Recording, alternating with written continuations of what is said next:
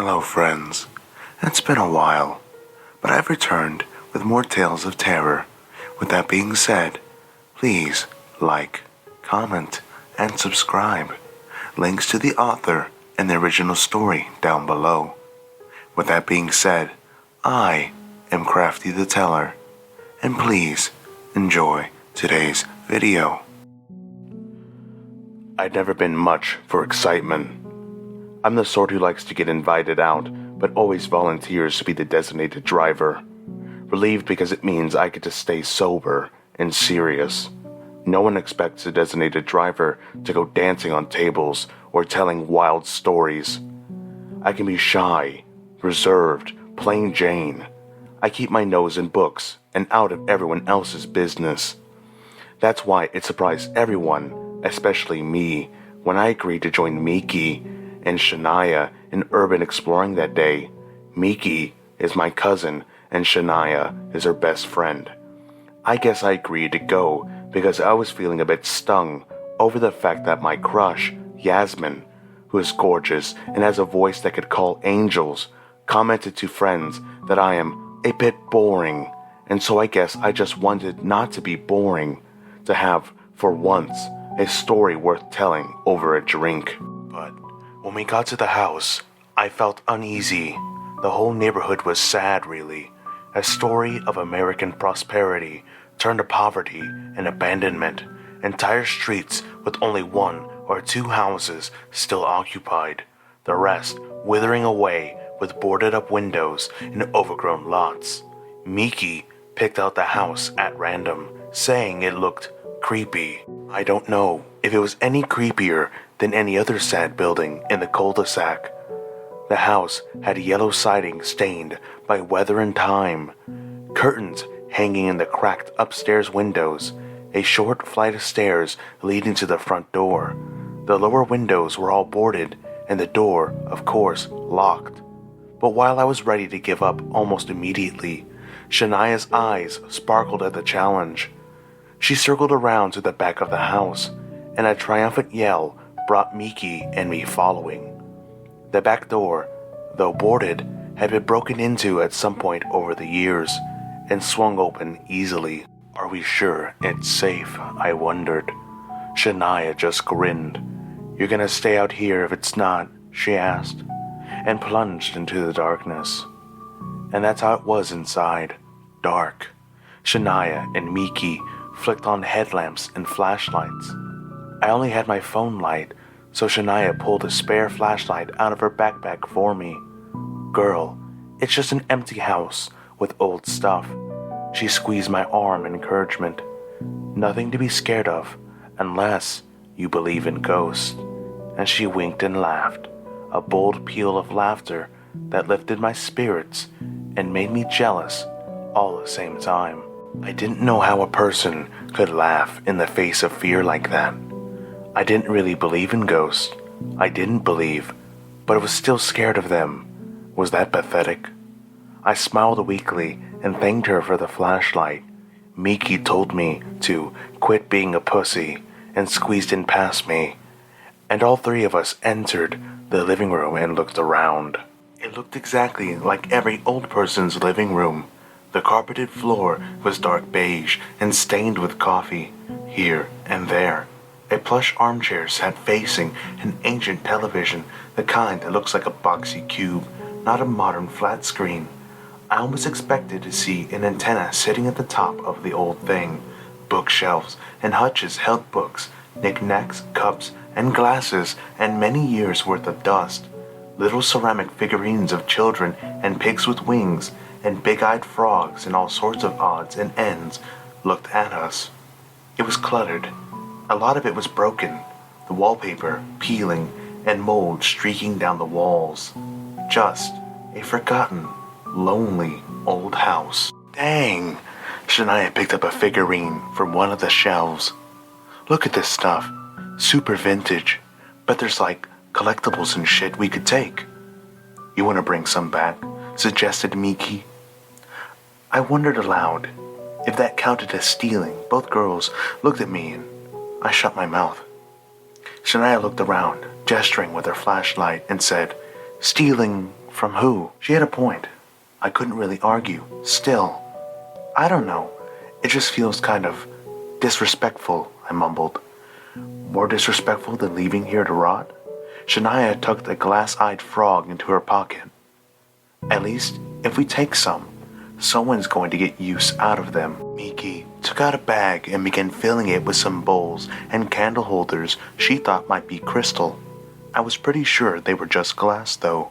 Shania was more interested in the figurines. I looked around, unsure what to take, and finally, my flashlight illuminated a ceramic lovebird sculpture. I don't know why I was drawn to it. It seemed handmade. The glaze wasn't perfect, and the wings were a little clumsy. I imagine it might have been a gift, not store-bought. Somehow the idea of a handmade gift, passed down and forgotten, and then recovered, moved me. So I wrapped it up in some napkins and put it in my bag. I was still looking at the shelves, moving into the kitchen with its dirty and torn linoleum, when a scream made me jump. Back in the living room, towards the rear of the house, Miki was shining her light on something. Shania with her, both of them whispering. Then Shania bent towards the floor. Approaching, I saw that they were looking at the staircase leading up to the second-floor bedroom. The thought of going up there filled me with dread, and my gut bunched into knots. But my entire stomach seemed to overturn itself when I saw what Shania's light was shining on. A dark stain, just below the bottom steps.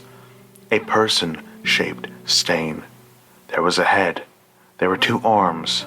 Okay, that's really freaky, said Miki.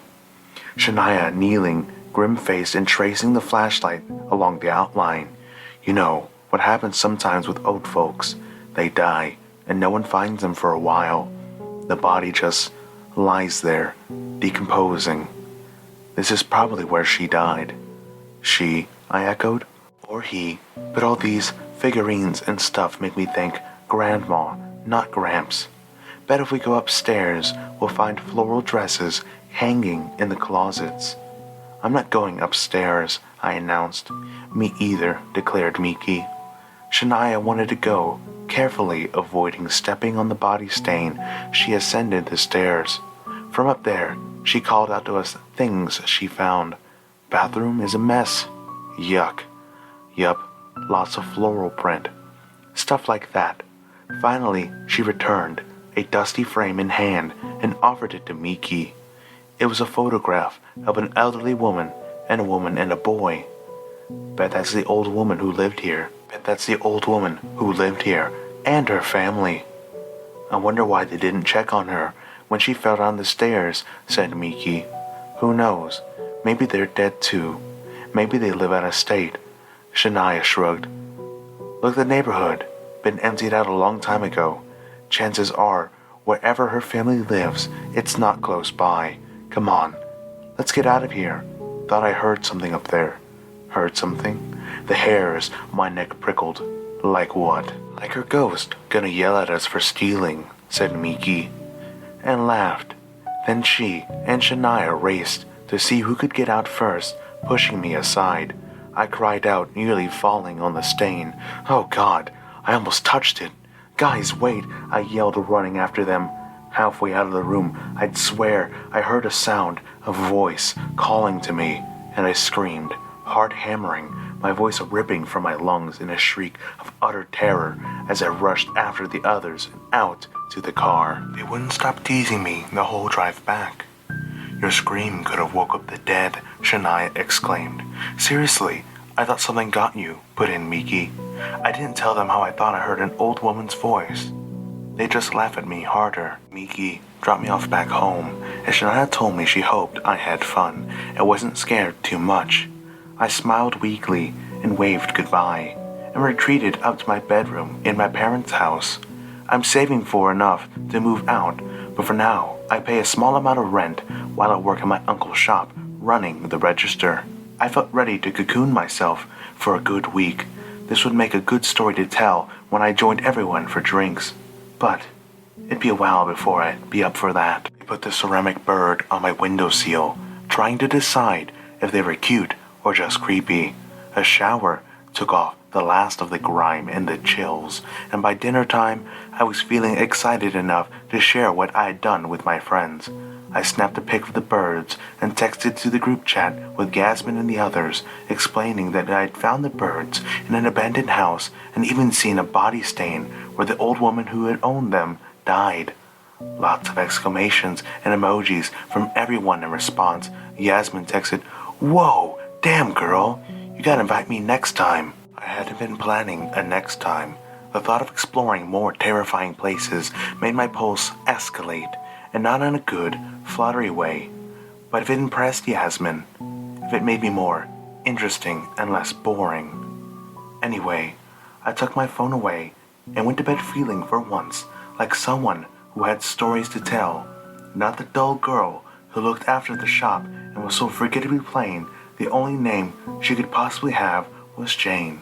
No, I'd become someone else, brave, exciting. I had glorious dreams of dancing on tables at the center of parties, but something jolted me awake. In the dead of night, I lay there, curled under my sheets, every hair on end. From somewhere downstairs came a soft wail, a moan. Oh God, the old woman. The moaning continued. I pulled the pillow over my head and whimpered, too terrified to move. How did her wailing not wake anybody else? She was so loud. I don't know how long I lay there, wishing the wailing would stop before I drifted to sleep again. When I woke, sunlight streamed through my window. My recollection of the previous night was hazy. I assumed the wailing must have been a dream. I even laughed at myself. Here I was, plain Jane, giving myself nightmares because I was such a homebody that the slightest adventure had me spooked. I headed downstairs for breakfast and froze. On the wooden floorboards at the bottom of the stairs was a stain. The same stain we'd seen in the empty house. "Mom!" I shrilled. My mom rushed out of the kitchen. "Jane, what is it?" I pointed to the foot of the stairs, right where she was standing. Mom looked down, stepped back, accidentally trampling the stain as she examined the floor and then looked back up at me, questioning. "What? Honey, what is it?" "The stain," I whimpered. "The stain?" she echoed, dropped down to her knees, peering close. "Where?" She couldn't see it. She was right on it and couldn't see it. Never mind, I said. Running back to the room, I snatched my phone, came back and took a picture of the stain to send to Miki and Shania, except it didn't show up. I could see it on the floor, see it right there with my own eyes, but when I tried snapping a picture with my phone, nothing on the screen. "Sweetie," Mom's brow knit in concern. "Everything all right?" Yeah. I smiled feebly. Having lost my appetite, I went to work without breakfast. After my shift, when I came home, the stain was still there, if anything, darker than before, but Mom and Dad went up and down the stairs without seeing it. I went upstairs and got the birds, considered shattering them and scattering the pieces. But as I held up a little ceramic sculpture, ready to drop it on my floor, pangs of guilt had me setting it carefully back down. I should return it to the house, I thought. Until then, I wrapped it up and tucked it deep in my closet, out of sight, out of mind. Hopefully, once it's back in its place, the stain would disappear. The moans persisted. Every night, always around the same time, the stain persisted as well. As for Miki and Shania, they refused to take me back to the house to return the birds. They didn't want to go back. They didn't believe me about any of it, especially after Miki came to my parents' home and couldn't see the stain. She asked if I was just making it up for attention. I'd have been angry, furious at my cousin for throwing such an accusation in my face, if it hadn't been so terrified in the moment because just behind her stood the old woman. Things got worse. The old woman appeared randomly in my house, always near the stairs. Sometimes I'd see her come out of a room. Sometimes she'd be hovering by the window, looking confused. Other times she was looking right at me. One night I arrived after midnight, I had been out with friends, doing my usual shift as the DD. No one really noticed how morose I was. My thoughts on that night were on Yasmin and my social situation and wondering if I'd ever break out of my own shell. When I headed upstairs, a cold and clammy hand gripped my ankle. Shrieking, I ripped free. My shrill scream woke up my mom and dad, who rushed out. Dad with his fist up, ready to fight whatever intruder was apparently murdering his daughter. I rushed into my room and slammed the door, sobbing. When I came out, there was no one there, nothing, just my parents looking at me, concerned. They asked me if I'd be willing to see a psychiatrist. I thought maybe a medium would be better, and found one online who did teleconference with me. She recommended the same thing my instinct had told me initially: destroy the ceramic birds. I'd taken a personal item, she said, something that meant something to the deceased. If the object was what had brought the ghost in my house, destroying it would free me. Next day, when I returned from work, I retrieved the birds from upstairs. I decided that, rather than destroy them, which seemed disrespectful, I'd start by returning them to the house where I found them, even if it meant I had to go back there alone.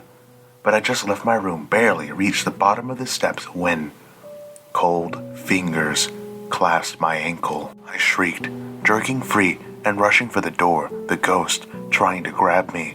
As I reached the front door, I spun back, glaring over my shoulder. I could see her now, the ghost of the old woman. She lay at the bottom of the steps, her fingers curled into claws, and her face a grimacing snarl. Her mouth opened in a wail. I stood there for a long time, staring, then came back over to the stairs. And when I knelt down, she grabbed my arm, so tight. Her icy hand left strange imprints on my skin. I held the birds down to her, and with my other hand clasped hers. I don't know what gave me the courage to suddenly do this, but now I heard what she'd been wailing over and over again. Help, she groaned. I'm here, I said, her hand squeezed tighter. I'm sorry, I ran away before. I don't know who gave you these birds, but they loved you very much. I'm sure they wish they could have been there for you. She was listening now, her mouth still a grimace of pain. I'm not religious. I don't know any prayers, so I just kept saying, I'm here. You're not alone. Here are the birds. Here's my hand. I don't really know what else I said. My vision was blurry. I didn't realize the tears were streaming down my cheeks until I blinked and squeezed my eyes shut and reached up to wipe them clear. And when I looked down again, the old woman was gone. I was alone. Just me sitting there at the bottom of the steps with some dusty ceramic birds in my palm. The stain was gone. The medium told me I should get rid of the birds anyway, but I didn't. I went upstairs and put them on my windowsill. They sit there still.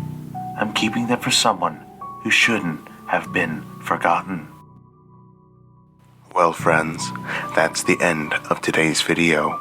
And while the death of the body is sad, to be forgotten is the true final death of a person. Until next time, I am Crafty the Teller, your humble narrator. Good night.